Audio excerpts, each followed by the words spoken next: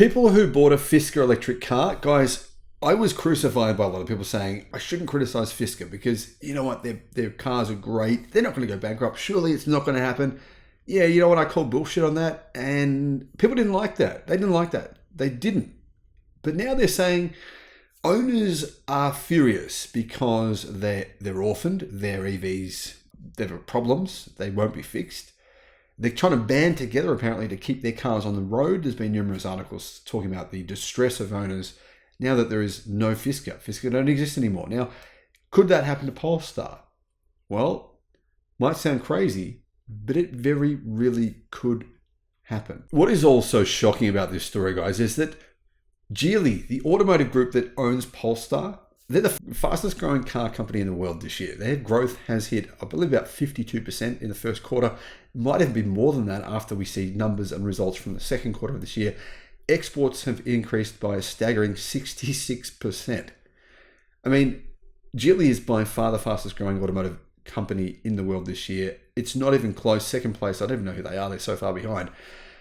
But Polestar, they're one of Geely's brands, and Polestar's performance has been horrendous. Now, guys, I got no idea if this is any indication of why Polestar is kind of a sick car company. They are. You believe otherwise, then you believe in fairy tales, you believe in sky wizards and all kinds of crazy stuff. The truth is, the Polestar company, their stock price has declined by 96%. The company's finances are in disarray. Last year, they lost, I believe, $1.2 billion. The previous year before that, they lost hundreds of millions of dollars.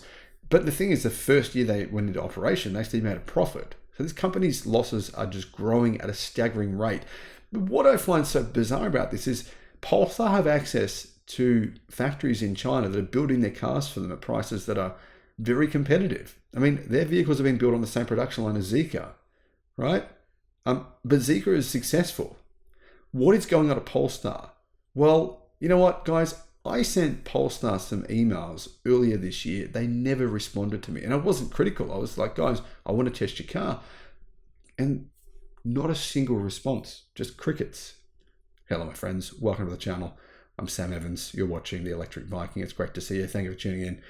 Now, I don't want to big note myself here because, to be honest, I know that there's bigger influences out there. There's no doubt about that. I know that some car publications, they don't have access to the kind of EV fans that most, that I might hear, but they've got access to millions of people. There's no question.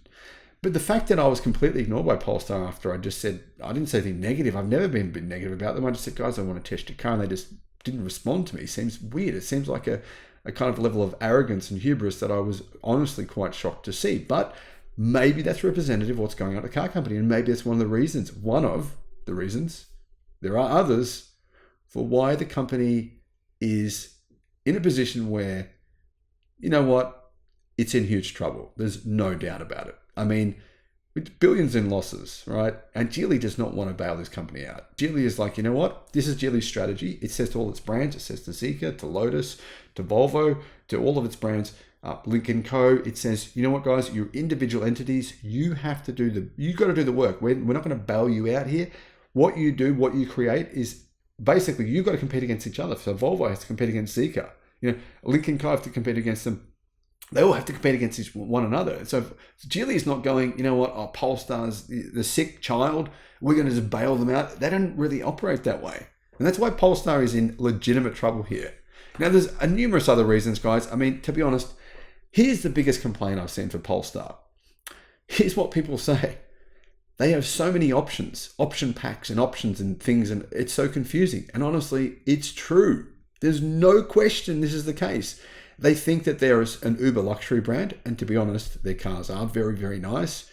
But if you're a new entrant into the uber luxury market, you've got to make things a little more simple for people to understand what the product is and what they're getting, and not have 50, 60 different options that you can get on top of the car. Now, because the problem is people think, if I don't get those options, I'm missing out.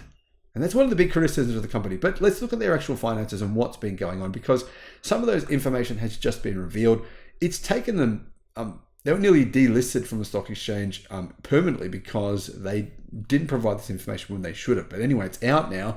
After months of delays in turning in their financial reports, we now know that Polestar's revenue fell In 2023, 3%. Now, 2023 was a great year for EVs. That tells you something, doesn't it? In addition to that, their losses increased as they grappled with so-called slowing demand for their high-priced models. Now, the truth is, slowing demand for Polestar's high-priced models, that's true. Was there slowing demand for high-priced EVs last year? There was not. In fact, the high-priced EV segment worldwide grew significantly. The tense anticipation leading to Polestar's earnings announcement was fraught with hurdles, says Automotive News, including reduced investment from major backer Volvo car and slower than expected demand for EVs. Now, when you hear Polestar say this, you've got to ask yourself, who the freaking hell is saying this stuff? Slower demand for electric cars last year. That is so statistically false, it's utterly nonsensical. I mean, yeah, I know some people are trying to claim that EV sales have slowed down worldwide this year. They have not. That's statistically false. But can you say that about 2023? I mean, it's not even remotely a question. It's like saying, who just won the NBA title? It was Boston Celtics. It's like saying, no, it wasn't Boston. It was actually Dallas that won. No, it's wrong. It's a fact. It's a fact that Boston won. You can't say otherwise. For Polestar to say EV demand decreased in 2023 is ludicrous. Anyhow, the Gothenburg, Sweden-based company, once in the vanguard of the electric vehicle movement, has lost nearly 95% of its value since spinning out of Volvo 2 years ago. Its shares rose as much as 14 cents to 83 cents in New York trading, valuing the company at $1.74 billion. But people have been burned. I mean, 94% drop in its share price. Volvo said it will report its first quarter results and second quarter volumes on the 2nd of July. So as you can see, they're behind in terms of reporting results, well behind. The company postponed multiple quarterly financial reports, citing accounting misstatements in 2021 and 2022. It says it's rectified these metrics in its 2023 annual results statement. Here's the results, guys.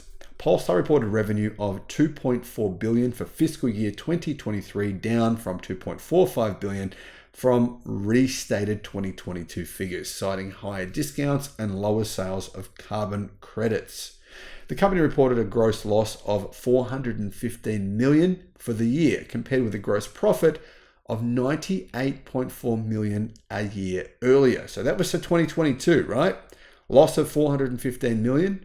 But in 2021, they made a profit of $98 million. Now, Polestar said an analysis conducted in 2023, it had to lower the value of its assets related to its Polestar 2 model by $330 million, resulting in an impairment charge of $240 million. Whatever that means, who knows? But anyway, there's some accounting tomfoolery going on here at Polestar. Apparently, that's what Polestar is saying.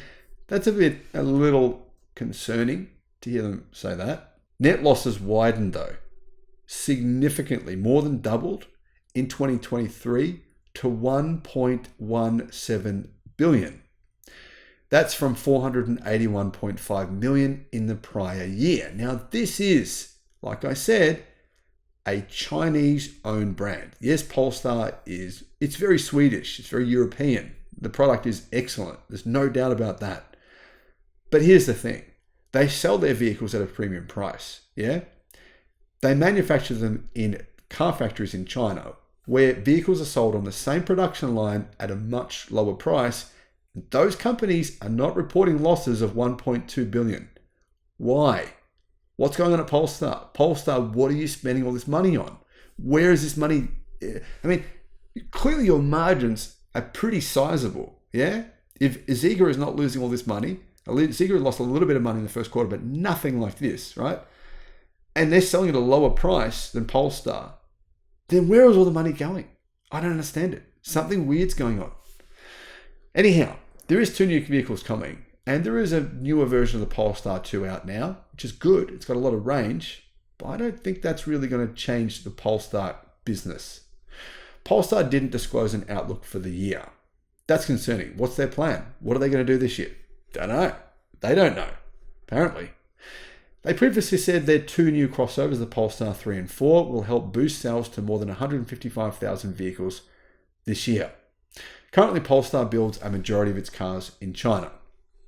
It is starting production of the Polestar 3 midsize crossover in South Carolina this summer. That's a good move. sell in the US market. But that's after several key regions raised tariffs on Chinese-made EVs and growing geopolitical tension. So whilst it's great that Polestar will be selling EVs in America, the Polestar 3 that they make in America, at the same time, what the Lord giveth away, he taketh, or whatever he says. Anyway, at the same time, they are being punished now in terms of, well, they can sell EVs that they make in China, in Europe, but it's going to cost them, 30% tax. So 20% plus the existing 10. So they're looking at a 30% tax on the EVs that they sell in Europe now on existing Polestar vehicles. So whatever margins were in play before, or were there before, will be pretty much eliminated by that big tax. It's a big percentage. And I don't think there'd be any profits now on current existing prices of Polestar vehicles in Europe. Could be wrong. Polestar, you're welcome to actually send me an email and respond, and I'll actually report your figures on here. By the way, guys, car companies sometimes respond to my videos with emails just saying, you're wrong. That's all they say, you're wrong. We didn't like what you said. I mean, guys, if you give me a legitimate response, I'll publish every word of it.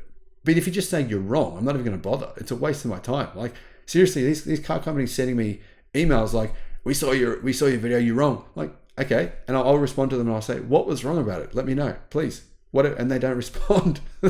Come on, get off your ass. Don't be so lazy. Come on. Anyhow, the US now charges import levies of 102.5% on Chinese-made EVs, which is unfortunate because a lot of Americans would like to buy one, while the European Union next week is set to formalise provisional tariffs by add up to 48%. Now, Polestar's tariffs are not 48%, they're actually 30%, but still, that will make their future in Europe difficult. And Europe is really one of those markets that Polestar was aiming for. I'm going to guess Polestar will probably want to focus more on making their future EVs in Europe, but that's years away. That's going to be a big challenge for the company. At this point in time, honestly, guys, I'm confused and I have no idea what's going on with the company. Hopefully, we find out what's going on and something changes. But at this point in time, Polestar brand is sort of being run into the ground. And what's most shocking is that the Geely Automotive Group is just kicking goals. They're absolutely annihilating their competition this year. They are. I mean, how else can you explain growth of 50%? Car sales haven't really increased this year versus last year. So clearly, this is a zero-sum game. And clearly, Geely are taking sales away from legacy automakers. Polestar, though, on the other hand, are not.